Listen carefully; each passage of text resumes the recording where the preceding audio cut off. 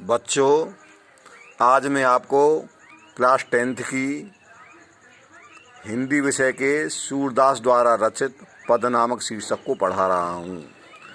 इस पद में सूरदास जी ने निर्गुण ब्रह्म के बारे में बताया है कि निर्गुण ब्रह्म की उपासना करना कठिन काम है और सगुण ब्रह्म की उपासना को सरल बताया गया है। इस पद के माध्यम से सूरदास जी कहते हैं, अवगत गत कछु कहतन आवे।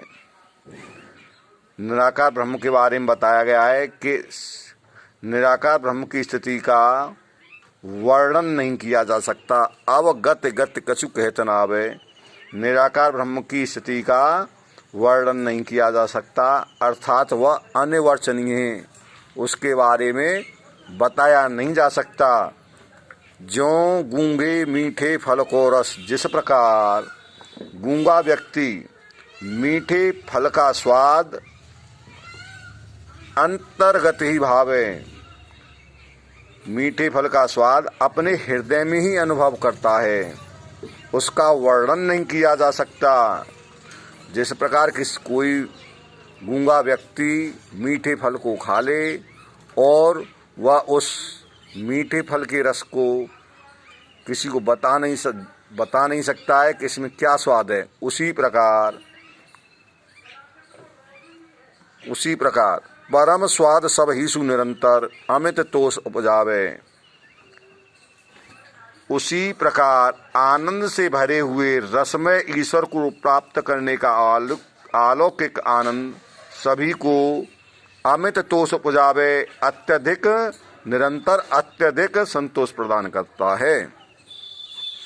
मन वाणी को अगम अगोचर, मन और वाणी द्वारा उस परम ब्रह्म परमात्मा तक नहीं पहुंचा जा सकता। सो जाने सो पावे, जो उसे जानता है वही उसे पा सकता है। रूप रेख गुण जात जुगत बिनु,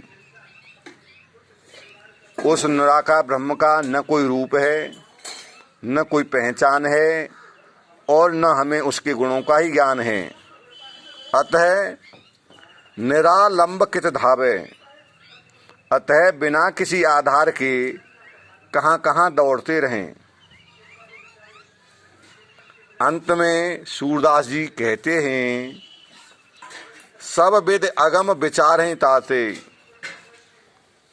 सूरदास जी कहते हैं कि निर्गुण को सब प्रकार से अगम्य मानकर